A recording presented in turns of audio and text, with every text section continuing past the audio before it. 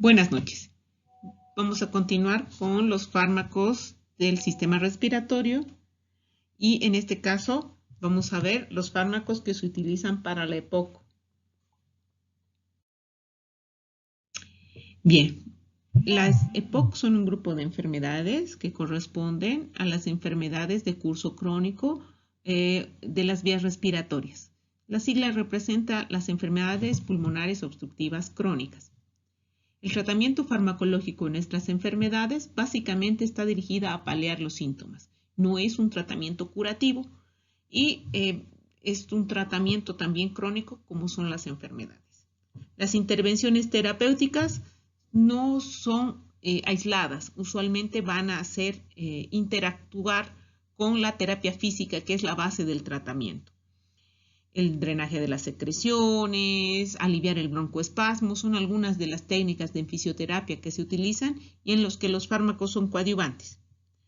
En esta patología se cuenta con la mayor parte de los fármacos vía inhalatoria, lo cual hace que tengan un mecanismo de acción más específico y un efecto casi local. Bien, las EPOC agrupan una serie de trastornos que dan lugar básicamente a un fenómeno que es la obstrucción de las vías respiratorias en forma crónica y progresiva. La obstrucción se puede mejorar con fármacos que aumentan el calibre de las vías respiratorias, o sea, producen broncodilatación. Y hay dos grandes grupos de la EPOC, la bronquitis crónica y el enfisema pulmonar.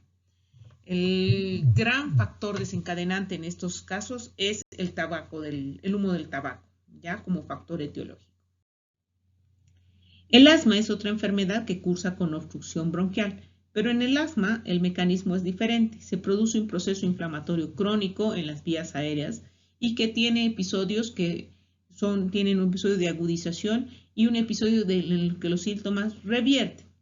Ya estos episodios se van recurriendo a lo largo del tiempo y que generan cambios en la vía respiratoria, que incluyen la broncoconstricción, el aumento de las secreciones, la inflamación y el edema de las mucosas respiratorias. Estas respuestas se producen por un incremento de la respuesta bronquial mediada por mecanismo alergénico, ¿ya? Es decir, hay un estímulo alergénico que desencadena este tipo de reacciones. Los factores desencadenantes son múltiples, van desde el medio ambiente, el ejercicio, el esfuerzo físico, el estrés. Y los episodios van a manifestarse por episodios recurrentes de tos, dificultad respiratoria, sibilancia, sensación de opresión torácica. Tanto el asma como el EPOC van a tener un abordaje terapéutico parecido, porque el principal síntoma que se quiere aliviar es la obstrucción bronquial y esto mediante broncodilatadores o fármacos que van a producir dilatación de las vías aéreas. ¿Ya? Es el mismo fenómeno que aqueja las dos enfermedades, aunque tienen mecanismos distintos de producción. Dado que no se dispone de ningún tratamiento curativo para estos dos trastornos, la EPOC y el asma, las acciones o cualquier mecanismo está dirigido a su prevención, sobre todo en la parte de educación y en el caso de los fármacos están destinados a manejar los síntomas y también en la parte preventiva a evitar el fumar, ¿no es cierto? Controlar el tabaquismo, la contaminación ambiental, etc. El objetivo va a ser reducir los síntomas crónicos, disminuir la gravedad y la frecuencia de los episodios de exacerbación. Y la farmacoterapia va a estar, como les había dicho, dirigida principalmente a la broncodilatación para el alivio del síntoma más principal, que es la obstrucción bronquial. Y en algunos casos también puede utilizarse algunos fármacos antiinflamatorios, sobre todo en el caso del asma. La terapia farmacológica reduce los síntomas de EPOC, disminuye estos episodios, la gravedad de estos y la frecuencia, y hace que el paciente se sienta mejor, tolere mejor el ejercicio. Estos tratamientos farmacológicos deben ser individualizados, esa es la palabra clave, individualizados. Ya deben guiarse por la gravedad de los síntomas, el riesgo de las exacerbaciones y los efectos adversos. La mayor parte de estos regímenes usan fármacos inhalados. Por lo tanto, es importante que los pacientes dominen la técnica del uso del inhalador y para esto hay que evaluarlas regularmente. Otras medidas que se tienen que tomar en estos pacientes, además de las descritas, está la vacunación para el neumococo u otros gérmenes, por ejemplo, el virus de la influenza, que se hace vacunaciones anuales que evitan que haya una exacerbación con sobreinfección que puede ser mucho más grave en estos pacientes. Y como habíamos dicho, la rehabilitación, la fisioterapia pulmonar mejoran la calidad de vida del paciente al mejorar la función respiratoria, ¿ya? Y hacer también que el paciente tenga mayor actividad física. En algunos casos, sobre todo en pacientes que la enfermedad está muy avanzada y tienen una hipoxemia, se debe coadyuvar la terapia con el uso de oxigenoterapia, lo cual hace que los pacientes puedan sobrevivir más tiempo.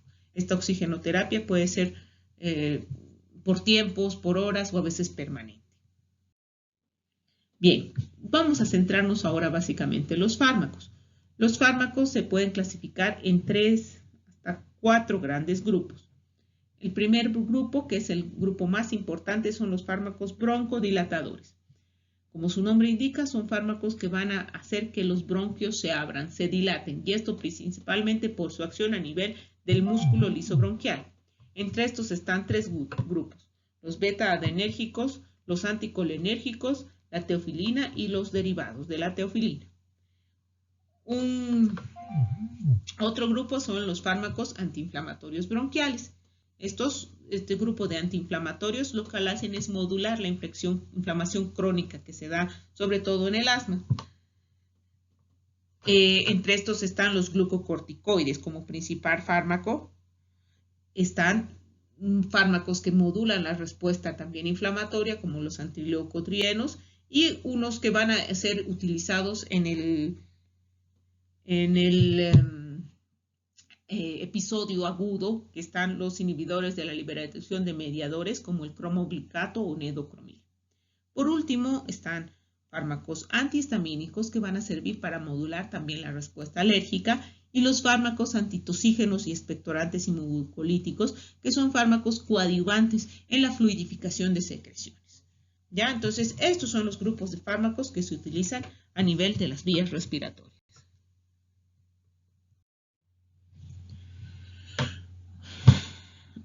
Bueno, vamos a hablar primero de los fármacos broncodilatadores. Usualmente son los de primera línea en el uso de los pacientes con síntomas de obstrucción bronquial. Su principal acción es el aumento del calibre de las vías respiratorias, para así lograr un aumento del flujo aéreo. La vía está estrecha, con los broncodilatadores hacen que la vía aérea se abra y entra más aire y el flujo aéreo es mejor, permite que ingrese y salga el aire de los pulmones. Y esto favorece el intercambio gaseoso, disminuye el esfuerzo respiratorio. Como les decía, es la piedra angular del tratamiento, sobre todo para paciente asmático en sus crisis. Hay distintos tipos. Algunos son de acción corta, es decir, que se utilizan cuando el paciente tiene los síntomas. Tienen corto tiempo de acción. Por ejemplo, cuando hay una crisis, cuando tiene que hacer ejercicio, cuando tiene un episodio desencadenante.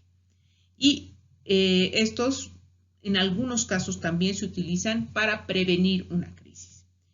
También están los de acción más larga, que se utilizan de forma crónica. Vamos a ir describiendo cada uno de estos fármacos. El primero son los del grupo agonistas beta-adrenérgicos. Ojo, agonistas beta-adrenérgicos, es decir, que son agonistas de los receptores beta-2 adrenérgicos. ¿Ya?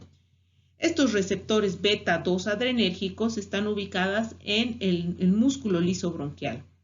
Ya aquí están los receptores y lo que hacen estos receptores beta-adrenérgicos normalmente van a fijar adrenalina, noradrenalina, y al fijarse van a hacer que se activen una serie de mecanismos secundarios que lo que van a hacer es producir el aumento del GMP cíclico y obviamente van a producir una serie de reacciones que van a generar la relajación del músculo liso.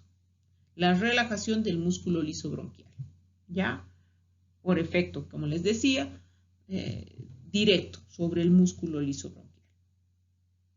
Los fármacos agonistas beta 2 imitan a la adrenalina, noradrenalina y se fijan sobre los mismos receptores ejerciendo el mismo efecto, relajación del músculo liso bronquial. Estos beta 2 adrenérgicos son los fármacos broncodilatadores más potentes y usualmente existen en varias vías. Vía inhalatoria es la más. De estos tenemos los de vida media corta y los de vida media larga. Los de vida media corta, entre estos están el salbutamol, la terbutalina. Son usados cuando el paciente tiene crisis o a demanda, se dice cuando el paciente lo necesita, de rescate. Cuando aparecen los síntomas, usualmente empiezan a efecto a los 15 minutos y pueden usarse antes, por ejemplo, de hacer ejercicio o de una situación que puede desencadenar una crisis. Los de vida media larga están el salmeterol, el formoterol, solo se van a administrar en horario y a veces están combinadas con corticoides en el mismo inhalador. Por ejemplo, en el Symbicort, que es la marca, no importa, tiene betametasona con salmeterol. Entonces, esta asociación con corticoides permite el manejo de cuadros de asma crónico, sobre todo para evitar la remodelación de las vías respiratorias. Ya no sirven, no se deben administrar si el paciente tiene una crisis. Para eso se debe usar los corticoides de vida media corta, los inhaladores de vida media. Entonces, ¿cómo actúa? Usualmente el paciente lo usa por inhalador, hace una inhalación, vamos a ver después mañana o la otra semana cómo se usan los inhaladores. Una inhalación boca-faringe y de estas, si la inhalación es correcta, solamente el 10 o 20% se inhala a los pulmones, el resto pasa al tubo digestivo. Ya en el tubo digestivo sigue el metabolismo del primer paso y pasa a la circulación sistémica. Y obviamente eso puede generar otros efectos a nivel de otros receptores beta 2 del organismo. ¿Ya? Pero el 10 a 20% que se inhala va a tener un efecto local.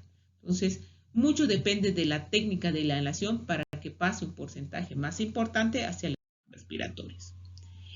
Este paso de parte del contenido del fármaco a efectos sistémicos son los que producen reacciones adversas. Los que pasan a nivel pulmonar casi no tienen reacciones adversas. Entonces, ¿cuáles son esos efectos secundarios? Uno, el temblor muscular. Y es efecto directo sobre receptores beta 2 del músculo liso estriado. Otro efecto es la taquicardia, igual, efecto directo sobre otros receptores beta 2 a nivel del corazón.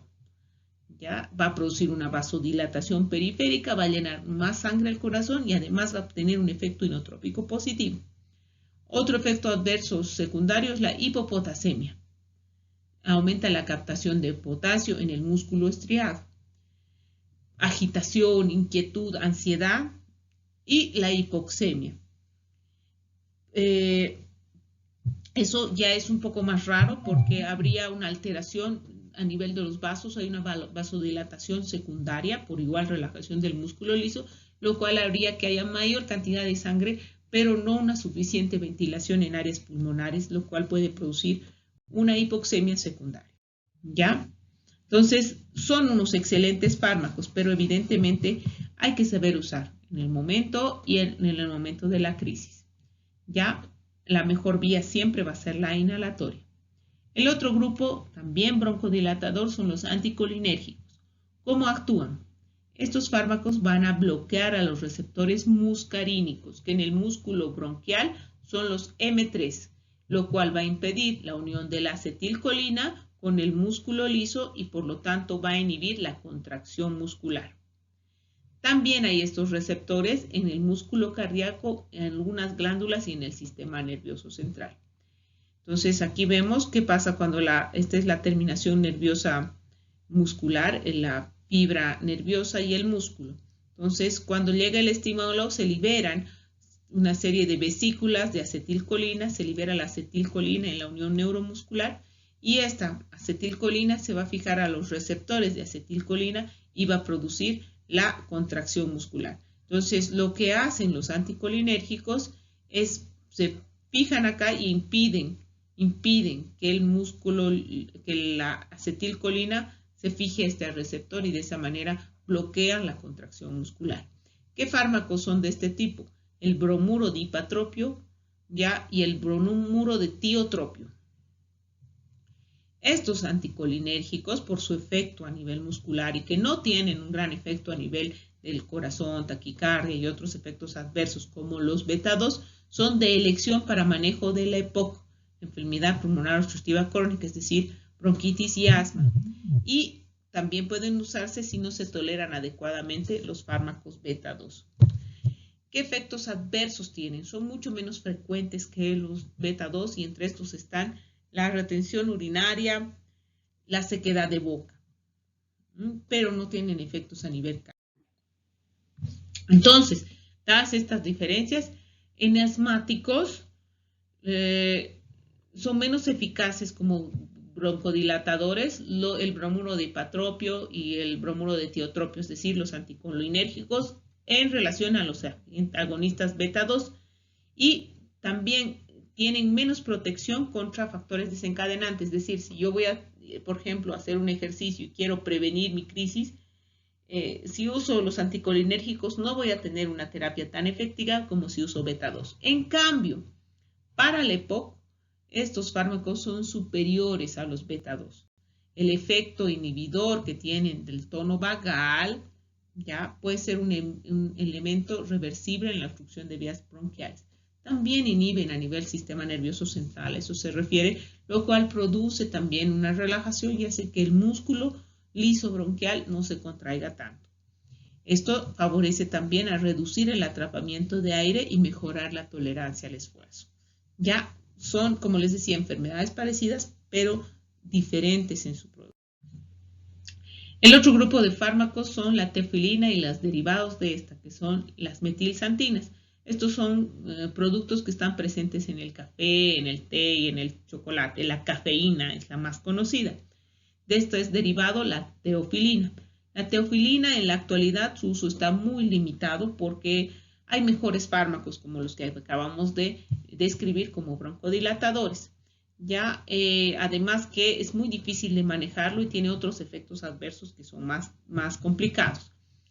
Primero, estos fármacos no se administran, la teofilina y demás, vía inhalatoria, no hay, solamente se tiene vía oral, lo cual hace que ya sea un poco más complicado. Y obviamente puede verse liberada su eliminación por alimentos.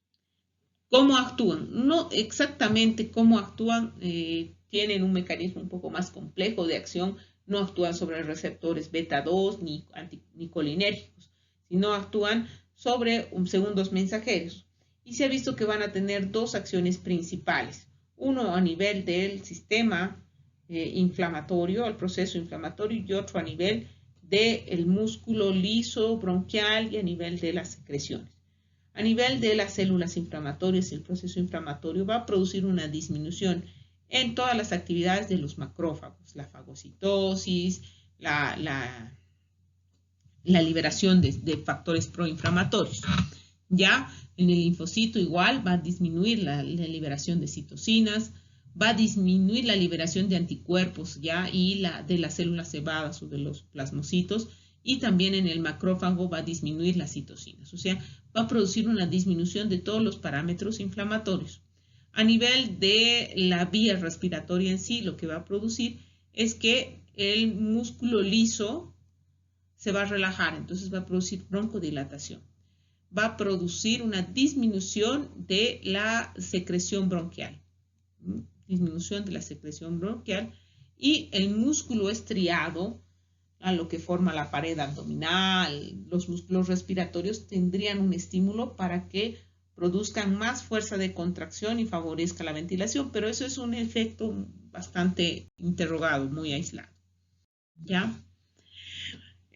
Si tú no lo describes así, parece un excelente fármaco, pero sus efectos adversos también son numerosos porque estos se absorben vía oral, hacen efecto de primer paso y todo eso, y no son de efecto local directo vía inhalatorio. Entonces, a nivel gastrointestinal vamos a tener como si se tomara uno mucho café, náuseas, vómitos, diarrea, irritación gástrica.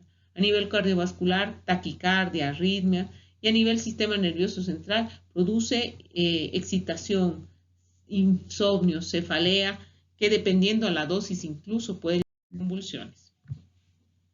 Las reacciones adversas de la teofilina están directamente ligadas con la dosis. Ya el margen terapéutico de la teofilina es muy corto. Entre dosis de 20 y 40 miligramos por litro ya aparecen reacciones adversas leves, náuseas, vómitos, molestias gastrointestinales, diarrea, irritabilidad, intranquilidad, taquicardia también. Si se aumenta el rango de dosis o el rango de concentración plasmática más de 40, entre 30 y 40, y ya aparecen reacciones adversas graves. Ojo, o sea, como ven, es muy corto el rango, consistente en vómitos incoercibles, deshidratación y un cuadro de agitación psicomotora, neuroincinaciones, convulsiones, que puede terminar en el coma con arritmia y bradicardia. Entonces, ahí está la dificultad en el manejo de este fármaco, que requiere pues estrechas mediciones del nivel plasmático porque está muy corto el rango de acción entre efectos adversos leves o ninguno, efectos adversos graves. Por lo tanto, la teofilina, la aminofilina y estos derivados están destinados solamente para el uso en ciertas circunstancias, como por ejemplo la apnea del prematuro. Ya prácticamente en el asma, en la EPOC no se utiliza. El otro gran grupo de fármacos que se utilizan en la vía respiratoria, sobre todo para manejo del asma, en el cual hay un proceso inflamatorio secundario, una reacción alérgica, son los glucocorticoides, que tienen 3 vías de administración que se utilizan en estos casos. Está la vía inhalatoria, la vía oral y la vía parenteral. La vía inhalatoria que se utiliza como medicación de rescate para evitar que haya una remodelación de las vías aéreas y se utiliza en forma pautada, ya con horario y de forma crónica. Los fármacos vía oral como la prednisona y la prednisolona, que básicamente se van a usar para el manejo de paciente moderado a leve a moderado, es decir, que tiene un cuadro con dificultad respiratoria que necesita una rápida respuesta. Y por último tenemos la metilprednisolona que se usa vía parenteral. Estos pacientes están graves. Los que utilizan estos fármacos son pacientes graves, pacientes que están hospitalizados en terapia intensiva e intubados. En los fármacos antiinflamatorios, cuando tenemos un asma ya diagnosticado, son fármacos de primera línea, es decir, uno los utiliza en forma crónica. Ojo, no sirven como broncodilatadores, para eso está lo que hemos hablado. Son de forma indirecta, pero eso toma tiempo. Para broncodilatadores hay que usar los beta-2 en caso de asma. ¿Qué mecanismos de acción, qué efectos tienen los corticoides? Los efectos a nivel de la vía respiratoria son varios. Lo primero y lo más importante va a ser mediador y regulador de la inflamación. Ya van a disminuir el número de los eosinófilos, las citocinas, los linfocitos activos, los macrófagos, el número de células cebadas y las células presentadoras de oxígeno. Y también se ha visto que podrían disminuir como efecto antiinflamatorio el número de macrófagos y citocinas. A nivel de la vía respiratoria, produce alteraciones estructurales también mediadas por receptores de corticosteroides. Entre esos van a hacer que las células epiteliales sean menos activas, o sea, disminuyan la reactividad ante un alergeno. Va a disminuir la secreción de moco y el edema de la mucosa.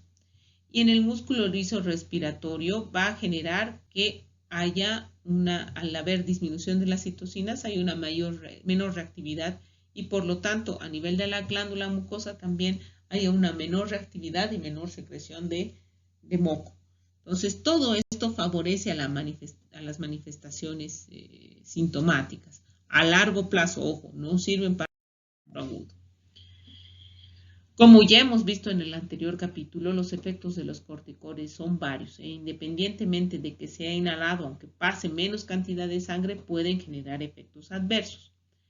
Uno de los efectos adversos de la vía inhalatoria son los efectos locales, es decir, que se presentan por la administración del medicamento con aspiración. Entre estos están los más frecuentes, la disfonía, ya produce debilidad de las cuerdas bucales, lo cual genera disfonía. Candidiasis orofaringia, disminuye la secreción de inmunoglobulinas y esto genera una disminución de las defensas, sobre todo a nivel de las mucosas, lo cual genera sobreinfección y en este caso principalmente de hongo, la cándida. Y también puede desencadenar tos seca frecuente por el uso de estos inhaladores, sobre todo en corticoides. Los efectos secundarios sistémicos son extremadamente más raros porque la cantidad que pasa a la sangre es baja, pero se ha descrito insuficiencia suprarrenal, osteoporosis, cataratas, glaucoma, anomalías metabólicas en la glicemia, en el crecimiento. Entonces, estos están relacionados con efectos a nivel de los receptores sistémicos y son todos los que hemos descrito, pero son muy raros con la inhalatoria. Bien, los fármacos que se utilizan también como antiinflamatorios, pero en este caso para medidas preventivas, es el cromoglicato sódico o las cromonas, el nedocromilo. Son fármacos vía inhalatoria y usualmente sirven para prevenir el evento asmático. Ya se sabe del alergeno, por ejemplo, el ejercicio, el tabaco, el frío. Si el paciente va a ser sometido a esto, debería hacer una inhalación para evitar que se produzca esta reacción de obstrucción bronquial. No sirven como tratamiento en la crisis aguda porque no tienen efecto broncodilatador. Solo sirven para prevenir. Inhiben la liberación de mediadores de la inflamación y hacen que no se produzca una gran reacción. ¿Qué efectos adversos van a tener? Bueno, en general los efectos adversos están relacionados con su efecto local, alteraciones en gusto, cefalea, náuseas, tos, síntomas que no son. Por último, como antiinflamatorios están este grupo de fármacos que se conocen como antagonistas de los leucotrienos. ¿Qué son los leucotrienos? Recordar que en la membrana del endotelio, si se rompe, si se lesiona, activa una enzima, que es la enzima fosfolipasa A2. Esta enzima fosfolipasa A2 va a actuar sobre estos fosfolípidos de la membrana que están expuestos y va a producir ácido araquidónico. Este ácido araquidónico circulando en la sangre va a transformarse por efecto de dos enzimas en otros productos proinflamatorios. Ya hemos visto la ciclooxigenasa va a producir prostaglandinas, prostaciclinas y tromboxanos y que pues van a participar como mediadores de inflamación periférica en una serie de cuadros. Y existe otra enzima que es la lipooxigenasa. La lipooxigenasa es una enzima igual que va a actuar ácido araquidónico, pero en este caso van a producir unas sustancias que se llaman los leucotrienos. Los leucotrienos producidos por la lipooxigenasa.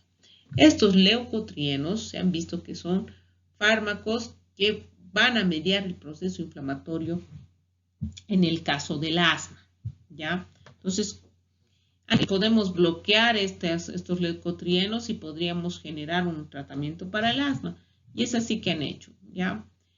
Distintos factores, ejercicio, frío, etcétera, van a liberar el alergeno que va a interactuar con estas células cebadas, va a generar anticuerpos y va a generar una reacción inflamatoria. Y dentro de eso está el ácido araquidónico como principal factor liberado para eso. Entonces, si el primer paso es producir una enzima, la lipooxigenasa, hay que generar citoquinas, etcétera. Hay dos medicamentos o dos estrategias medicamentosas para bloquear esta reacción. Una es inhibir a la lipooxigenasa, y este grupo de fármacos se llama silwetón. Y el otro grupo es inhibir o bloquear los receptores de leucotrienos. En este grupo son los más usados. Está el montelukast, el pranololacase y el zafirlukast. El más usado, el montelukast. ¿Ya? ¿Qué hacen estos que son los más usados? El otro inhibe directo la lipooxigenasa, son menos usados. Más usados son estos, el montelukast y el zafirlukast. al inhibir la fijación sobre el receptor, hacen que esta sustancia no actúe. Y los leucotrienos son potentes generadores de inflamación y potentes constrictores del músculo liso bronquial, lo cual va a hacer que puedan, además de broncoconstruir el músculo liso, producir aumento de secreción de moco y edema, es decir, generar una gran reacción inflamatoria. Entonces, si yo los administro estos fármacos, evito que se produzcan estos efectos. Son de uso oral, pero ojo, no funcionan en el ataque agudo de asma, no sirven, porque todavía tienen que absorberse y tienen que actuar específicamente en regular la inflamación. Se usan para eso, uso crónico para regular la respuesta inflamatoria a largo plazo. Las reacciones adversas son más poco frecuentes y entre esas está la cefalea y la hepatotoxicidad. Ojo, como hemos nombrado, muchos de estos fármacos, y no son la mayoría, se administran vía inhalatoria, que tiene sus efectos, tiene sus indicaciones, tiene su manejo, y eso lo vamos a ver la siguiente clase. Bien, los otros fármacos. Finalmente tenemos los fármacos antihistamínicos. Uno de los factores que genera también una respuesta vascular y se fija en receptores específicos y genera una respuesta inflamatoria es la histamina. La histamina se libera cuando la célula cebada interactúa con el alergeno. Y esta histamina produce, como hemos visto, una cadena de respuesta inflamatoria. Entonces, lo que han hecho es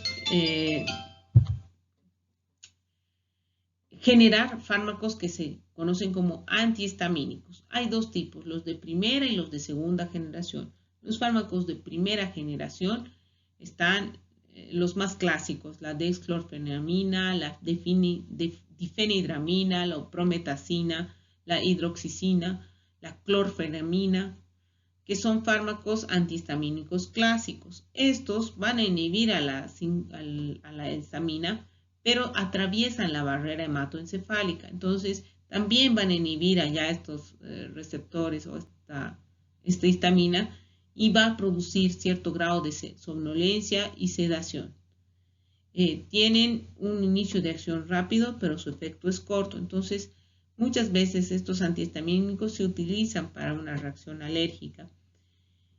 Pero por el efecto adverso en la actualidad se usan fármacos de segunda generación como la avastina, la loratarina, la cetiricina, que no atraviesan la barrera hematoencefálica, lo hacen en poca cantidad, por lo tanto producen menos somnolencia y su efecto de acción dura más tiempo. Ya el efecto más complicado es la somnolencia. Entonces, si el paciente va a conducir, hay que tener cuidado con los antihistamínicos. Por último están los fármacos antitosígenos y mucolíticos. Los antitosígenos, como su nombre dice, van a actuar para inhibir o modular la tos. La tos es un reflejo normal, de hecho protector. Hay un estímulo externo, generalmente la irritación de las vías respiratorias, que va a actuar a nivel cerebral, hacia el centro de la tos, y que va a generar un esfuerzo respiratorio amplio, y va a generar que el aire sea expulsado con fuerza, y esto es lo que se conoce como tos. Este proceso de tos ayuda a eliminar partículas y elementos de las vías respiratorias. Por lo tanto, cortar la tos es una situación muy excepcional, no se hace de rutina. Se corta la tos cuando la tos no tiene una función protectora y es más bien un factor irritante, y es la menos de las veces. Tenemos fármacos para la tos, más importante la codeína o dihidrocodeína o dextrometorfano, que es igual a un derivado. Son fármacos opioides, ojo, actividad opioide. Dentro de los efectos opioides habíamos dicho que está el antitusígeno. Entonces, de todos estos, el más eficaz es la codeína. Actúa sobre receptores opioides y inhibe el reflejo de la tos. Obviamente tiene una administración oral, ¿no? Se administra por inhalador y va a tener efectos sistémicos propios de los opioides. depresión respiratoria, sedación, náuseas, vómitos, somnolencia, estreñimiento, etc. Lo que ya hemos descrito con los opioides, ¿ya? Y que pueden ser dosis dependientes. Otro grupo son los fármacos expectorantes y mucolíticos, ¿ya? Los mucolíticos son fármacos que lo que van a hacer es romper los puentes proteicos que hay en las secreciones, en las flemas, que hacen que éstas sean más espesas. Entonces, al romper estos puentes proteicos, fluidifican las secreciones, facilitando que se eliminen con distintas técnicas, principalmente de terapia. Dentro de este grupo de fluidificantes tenemos la acetilcisteína, la bromexina y el ambroxol. ¿Ya? Objetivo básico de estos es modificar las secreciones. La acetilcisteína puede administrarse también en solución nebulizadora, lo cual tiene mejor efecto porque tiene un efecto local. También puede administrarse vía oral. ¿Ya? Bien. ¿Qué consideraciones para el fisioterapeuta? Como les decía, en la base del tratamiento de las enfermedades respiratorias crónicas está la fisioterapia. Los fármacos administrados para esta patología son coadyuvantes, ¿ya? Por lo tanto, hay que combinar las técnicas de fisioterapia con los fármacos. Lo ideal sería que se usen fármacos y después, se use fisioterapia y después se utilice el fármaco como para facilitar, por ejemplo, la eliminación de secreciones. Siempre hay que estar en consideración, porque estos pacientes están recibiendo fisioterapia, los efectos adversos de los medicamentos, como la taquicardia, como el temblor, como el nerviosismo. ¿Ya? Los antihistamínicos producen somnolencia y hay que tener cuidado. Y los antitusivos, como la codeína, no deben usarse en forma crónica porque sí pueden desencadenar también dependencia al ser opioide.